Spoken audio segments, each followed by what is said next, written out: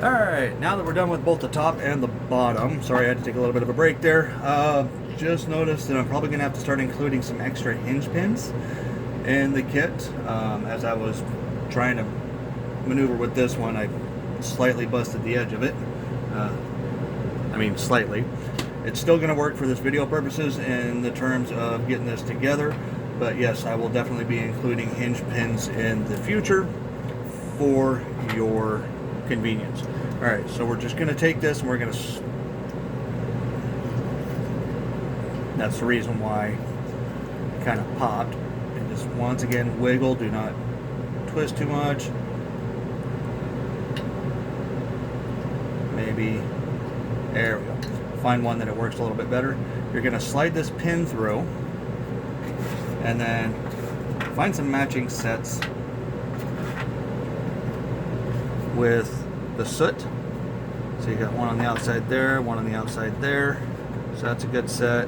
One on the outside. Alright, and there is extra hinge pins in there. So notice I got the soot side there on both sides. And I will go ahead, and you want these prongs facing down as you're sliding these on. Get that one on. That one on. Down and in when facing. Once again, do not glue anything till the orientation is correct. Alright, go ahead and slide this through. Just going to get those hinges out of the way. Excuse me. Get this other side put in. Now, most of the time, this hinge pin would touch both sides of this. Now I'll do this one, but just for the sake of this video, we'll go ahead and maneuver on with this. And what we're going to do is we're going to kind of hold these together so we can keep the magnets apart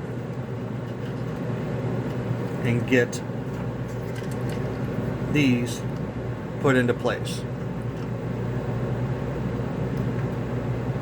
It'd be easier if I do it from the other side to show you. Get my pairs, and just pop that into your holes here.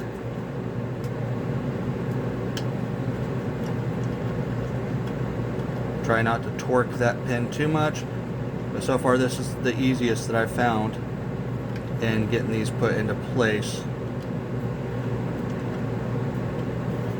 And pop it in. Now, holding these down, you want to go ahead and close it, making sure you keep firm control because that magnet's going to take advantage of it. And you don't want to glue these into place until it closes, because it might cause some stressing on this once the magnet hits it, and you don't want that going on. So with this right here, if I wasn't going to redo this, then I would go ahead and add some glue in right here on these edges to get that put into place, along with here, right here, here, and just at the bottom of this seam right here. That'll keep those together. And then I would add a dab of glue to the end of this hinge and the end of this hinge. That'll keep everything together but not binding up. And then that way, when you're opening and closing it, it's going to stay. Alright, I'm going to go ahead and go make another pin for this real quick, and then I will show you the finished product. Alright, so I figured out exactly why that one piece failed so easily. I was looking at my pattern and I noticed that the pin was going across the grain, so all my grains were going like this. Now I've adjusted it to where it's going across lengthwise, and that is going to be a much sturdier piece. I'm still going to include an extra one just in case, but at least now they'll be less likely to break. Well, once again, I'm going to go ahead, get back into my pins here, get those facing down, slide that through here, facing down, through. So that way your pins are all facing down like this. And I'm going to go ahead and push from the back while I align that hinge pin.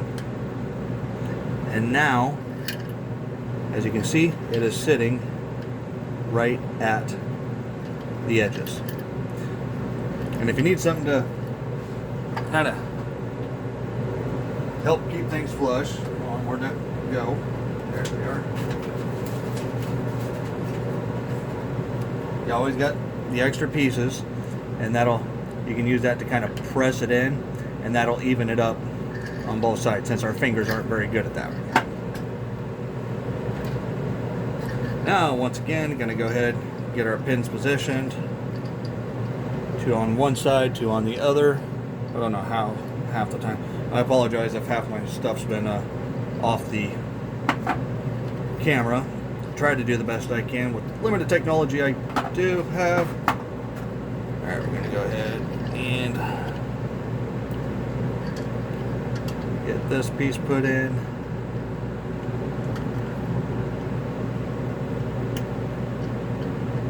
And you can put these pins in, or the hinges in first before you put the pin through, but I've found that while you're trying to fight to put the pin in through here and these and that, it's hard to get everything lined up. That's why I like to do it this way. Alright, I'm going to hold those in place. Going to go ahead and close that. Alright, now I can make sure that I get them in nice and snug. I'll go ahead and grab super glue. And go ahead and add a dab here at the, where's my 45? There we go.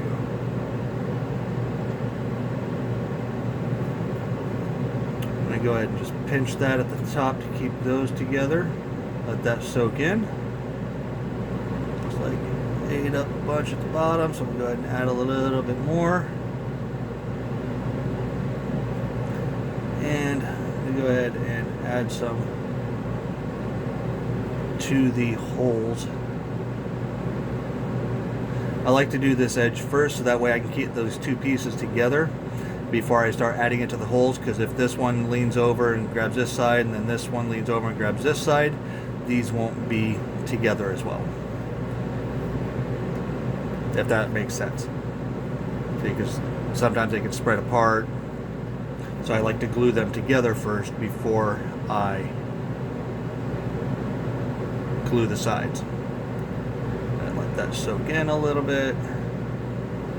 Should be good to hold it. I'll go ahead and glue to here. Glue to this side. And now I can add a dab to the edges here. Now, it's got 2 of them to go through, so it shouldn't soak through the whole thing.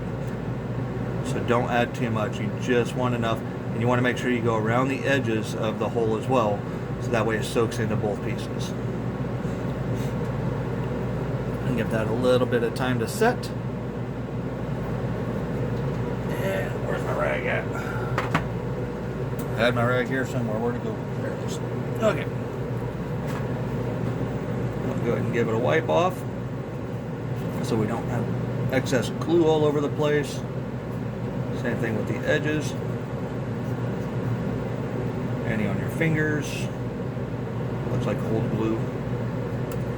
And there we go. We have one finished box. All we need to do is paint the eyes. When it comes to painting the eyes, not sure if I mentioned this before, but acrylic paint seems to work the best. It has a nice surface tension to it, so it doesn't overrun on your the edges of your eyeballs, unless that's what you want to do. I've actually been using my wife's nail polish. It layers nice, do a couple different layers, it pulls up and makes a nice glossy surface. And then the eyeballs in there have different, bring this back out, different shapes to kind of give you an idea. You can do your own thing. Matter of fact, I might start adding some just blank ones. But there's 3 different styles. And actually 2 of them are kind of hard to differentiate, but a little chart. There we go. 3 different angles, straight up and down, kind of a 45, and kind of somewhere between a 45 and I think it's around 35 degrees, slant handwards. But when you go on to paint, these little grooves will help kind of keep the paint from spreading too much in some instances. That's why I've done that. If you don't want to use those, you can always just grab the back side, and just use that as a blank canvas. Alright, that is that's the final box. If you have any questions, you can always email me at info@westvalleyengraving.com or find me on Facebook. I'll be more than happy to answer any questions. If you have any product problems, please also reach out. The shop owners will also have my contact information. But there is your finished product. I have plenty of other stash boxes that we'll be doing here in the future, including right now I have a book series that is being ran, Tales of the High Wizard, and those stash boxes will come in a set eventually leading up to about 6 boxes, each one being named with a good pun for the marijuana industry. Marijuana, apparently English is hard for me right now. A lot of talking. But I will go ahead and get these to your local retailer as soon as any of them want to buy some. If you've stumbled across this and are interested in purchasing and you don't have any of your local retailers, you're more than welcome to reach out and shoot me a message, and I could get these mailed out to you. But yeah, these are great little boxes. Want to go ahead and thanks to Vasily39 on Etsy. He's the one that actually did the main pattern for this. So if you have your own laser engraver, you're more than welcome to hit him up, get the pattern from him. I've just adjusted this a little bit for local retail and to get more into stash boxes, plus adding the enclosure system to it, and get these to the local stores. All right, everybody, have a wonderful day, and thank you once again for purchasing one of my stash boxes.